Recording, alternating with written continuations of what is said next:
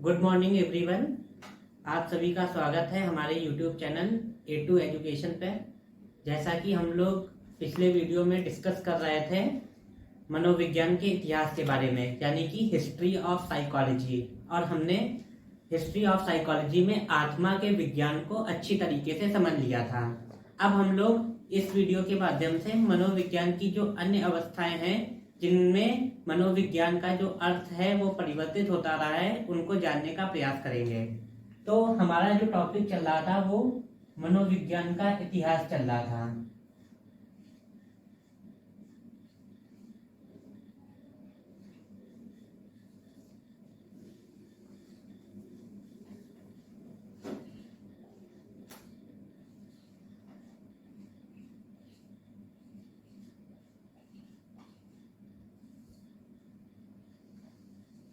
और हम लोग आत्मा के विज्ञान को डिस्कस कर ही चुके थे।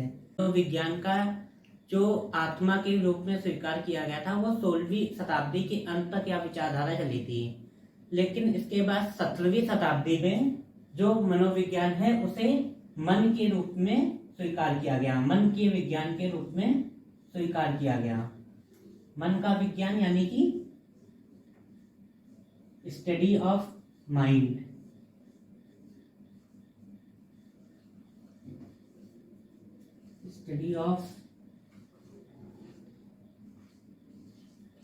स्टडी ऑफ माइंड, यह जो विचारधारा है, इस मन के विज्ञान को सबसे पहले जो है वो इटली के पंपोनोजी ने जो है इस विचारधारा को सबसे पहले प्रयोग किया था। यानी कि मन के विज्ञान का सर्वप्रथम प्रयोग इटली के पंपोनोजी ने किया था। इटली के पंपोनोजी जी ने सर्वप्रथम प्रयोग इसका किया था।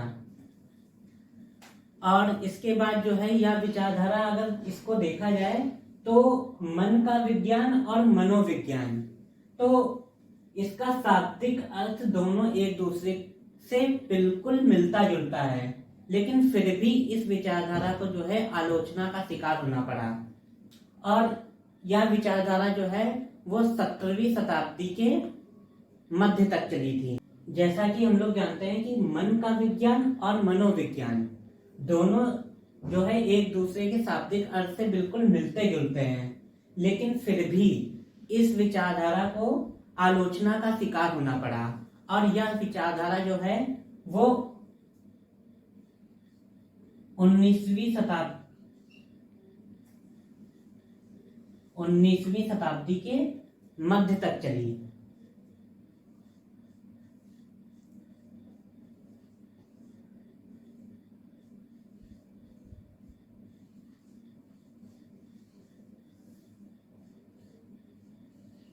यह विचारधारा 19वीं शताब्दी के मध्य तक चली। और इस विचारधारा के जो प्रमुख समर्थक थे वो थे Rousseau, Hobbs, lock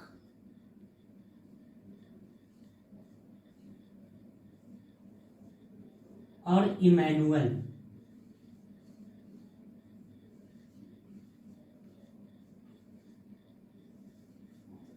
Rousseau, Hobbs, lock और इमैनुअल जो हैं वो इस विचारधारा के प्रमुख समर्थक थे। और इस विचारधारा की आलोचना का शिकार होने के बाद मनोविज्ञान के एक नए अर्थ को ढूंढा जाने लगा। यानी कि मनोविज्ञान की परिभाषा को एक नए रूप में परिभाषित करने की एक आवश्यकता महसूस हुई। और इसके बाद जो है मनोविज्ञान मन के विज्ञान से हटकर चेतना का विज्ञान हो गई। अब हम लोग जानेंगे कि चेतना के विज्ञान में क्या क्या चीजें थी।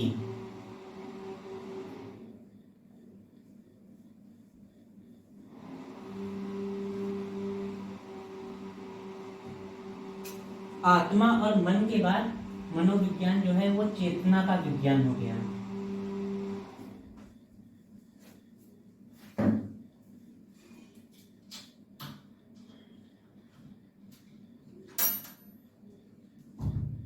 यानी कि study of consciousness.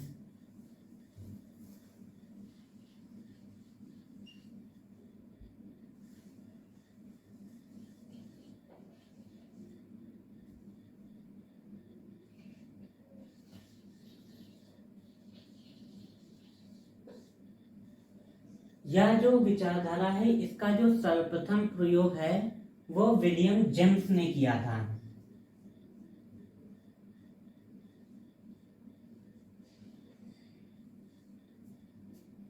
William James की एक पुस्तक थी, इनकी एक पुस्तक थी प्रिंसिपल्स ऑफ साइकोलॉजी।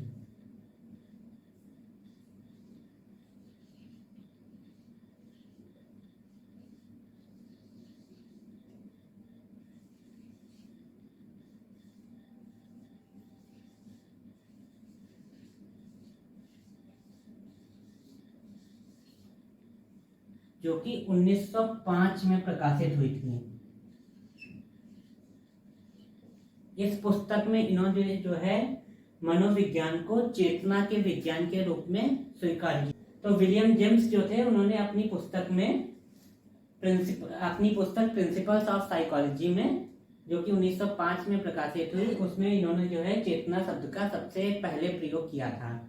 एक अन्य मनोवैज्ञानिक है जिनका प्रमुख रूप से नाम आता है, वो है विलियम वुंड।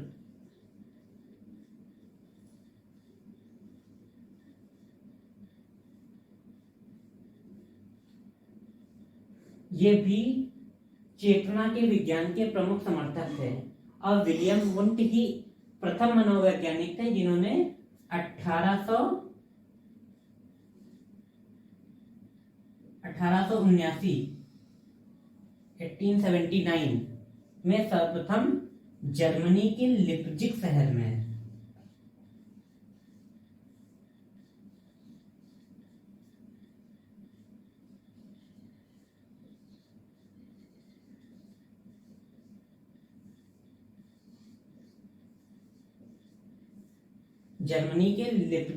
में सर्वप्रथम मनोविज्ञान की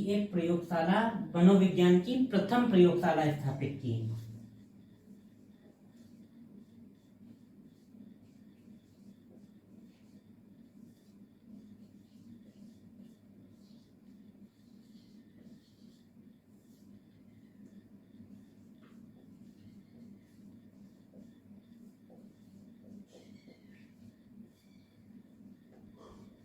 और ये विचारधारा 19वीं शताब्दी के अंत तक चली।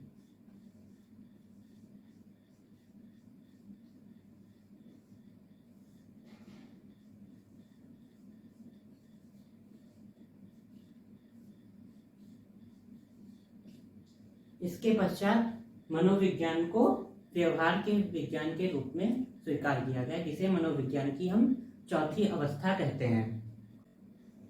आत्मा, मन और चेतना के बाद मनोविज्ञान को व्यवहार के रूप में स्वीकार किया गया।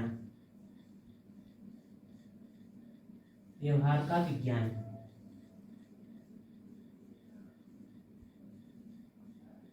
यानी कि study of behaviour.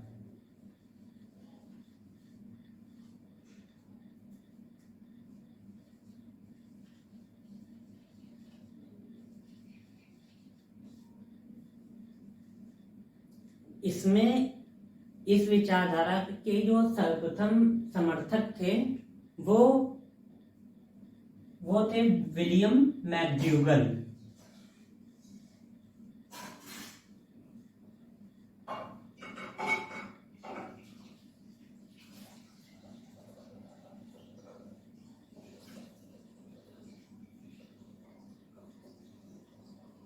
William McDougall ने 1905 में सर्वप्रथम जो है इसे सजीव प्राणियों के आचरण के अध्ययन के रूप में स्वीकार किया। सजीव प्राणियों के आचरण का अध्ययन।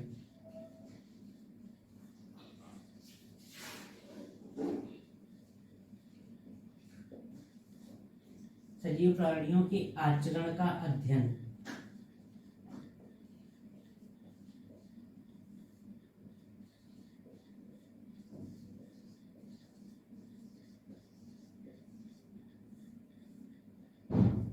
और इसके पश्चात सन 1908 में इन्होंने अपनी पुस्तक इंट्रोडक्शन टू सोशल साइकोलॉजी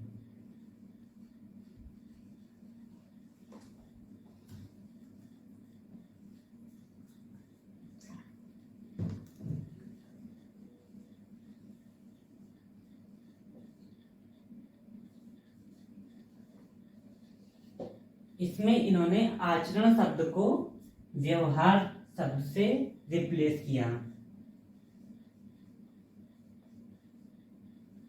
व्यवहार से रिप्लेस किया इन्होंने जो है आचरण शब्द को। इसके पश्चात इनकी एक अन्य पुस्तक आई थी, एन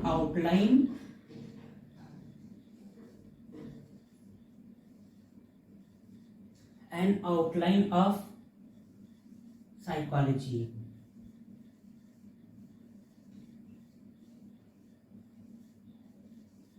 इसके बाद इन्होंने व्यवहार शब्द को एक अंतिम रूप दिया। अगर हम व्यवहार के विज्ञान की बात करते हैं तो इस विचारधारा के प्रमुख समर्थकों में एक अन्य नाम भी आता है, वो आता है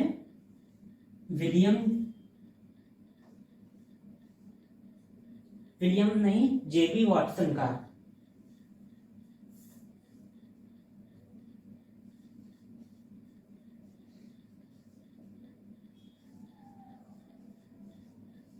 इन्होंने सन 1913 में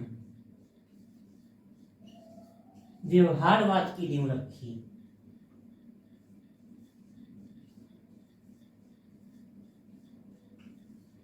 इन्होंने सन 1913 में व्यवहारवाद की नींव रखी और इन्होंने कहा कि जब चेतना हमें दिखाई ही नहीं देती है तो उसका अध्ययन किस प्रकार से किया जाए। अतः उन्होंने व्यक्ति का अध्ययन करने के लिए उसके व्यवहार को आधार बनाया और व्यवहार के विज्ञान की जो विचारधारा है उसको स्वीकार किया। ये व्यवहार के विज्ञान की विचारधारा के प्रमुख समर्थक थे। अन्य जो व्यवहारवादी मनोवैज्ञानिक थे उनमें से थे थॉर्नडाइक, पावलोव,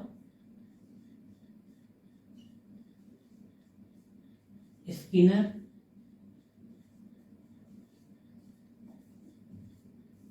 ये जो मनोवैज्ञानिक थे वो व्यवहार के विज्ञान की विचारधारा के प्रमुख समर्थक थे। तो ये जो आज हमने अभी तक अध्ययन किया वो मनोविज्ञान के इतिहास के बारे में अध्ययन किया कि मनोविज्ञान जो शब्द है वो किस प्रकार से अलग अलग अवस्थाओं में अलग अलग रूप में जाना जाने लगा। मेन रूप से जो हमने सबसे पहले अध्ययन किया था कि मनोविज्ञान में जो साइकोलॉजी शब्द